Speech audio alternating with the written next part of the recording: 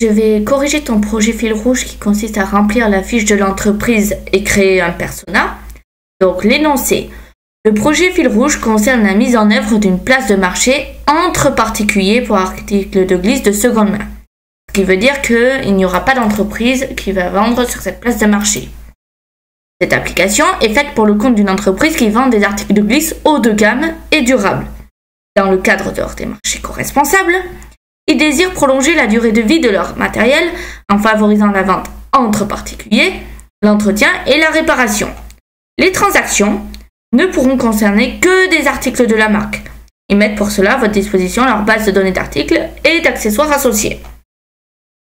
Collectez les besoins, cernez le contexte. Afin de vous approprier le projet et d'en préciser le contexte, établissez une fiche précise de l'entreprise concernée.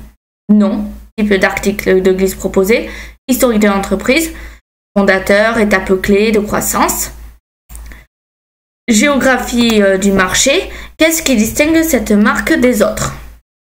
Créer 2 personas, un vendeur, un acheteur. Donc bon, c'est pas grave si c'est pas au format PDF. Les personas, c'est quoi? C'est les clients types, les personnes qu'on va cibler en fait. Donc pour ce faire, on va commencer par la fiche d'entreprise. Fiche d'entreprise Slideway. Raison sociale de Slideway, donc on a son adresse, son sirène. C'est très bien, bon tu aurais pu rajouter le siret, mais c'est pas grave. L'entreprise Slideway est un vendeur d'articles de glisse haut de gamme et éco-responsable pour son développement. Et dans un souci éthique, elle souhaite mettre en place une plateforme entre particuliers dédiée à la vente, la réparation et l'entretien des articles de leur marque. Articles proposés à la vente, donc vélo de tout type, VTT, route, cross. Donc c'est bien, ça change un peu des articles, on va dire, classiques où on pense plutôt à la neige. Skateboard, surf, ski, snow, luge, équipement de protection et de pratiques de sport de glisse. Donc là, on a les services et on a les dirigeants. Donc ça, c'est bien.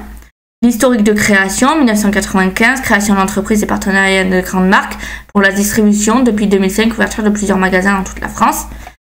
Alors, ce qui aurait été bien pour poser le regard, c'est d'avoir une frise chronologique, en fait. C'est-à-dire une flèche de gauche vers à droite. Et où, par exemple, tu commences 1995, il se passe ça. 2005, il se passe ça. Et le truc, c'est qu'on reste depuis 2005, mais on attend quand même, ça a dû évoluer quand même depuis 2005. Donc pour moi, ça reste à compléter un petit peu. Et voilà. Donc c'est bien, mais complète un peu plus quand même.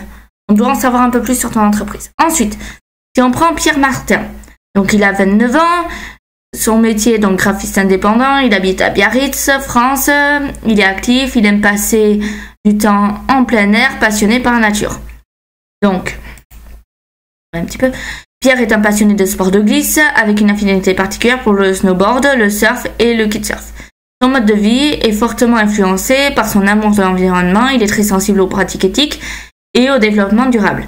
Plutôt que d'acheter du matériel neuf, il privilégie les équipements de haute qualité, durables et déjà utilisés, cherchant à limiter son impact environnemental. Pierre se passionne également pour les marques innovantes et engagées qui utilisent des matériaux recyclés ou des techniques de fabrication respectueuses de la planète.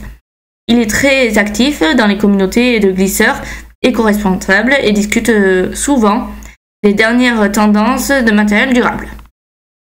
Donc, ses objectifs: accéder à des matériels haut de gamme et éco-responsables. Pierre recherche des équipements de qualité supérieure mais souhaite acheter en seconde main pour soutenir l'économie circulaire. Donc là, c'est bien, tu as mis un mot technique, enfin technique, mais on va dire que tu as mis un mot qui a du sens. Promouvoir un mode de vie durable en tant que consultant en développement durable. Il cherche à maximiser l'usage de chaque équipement en acquérant et en revendant entre passionnés pour éviter la surconsommation et contribuer à une communauté d'amateurs de glisse éthique. Donc ça, c'est bien, on a ces objectifs.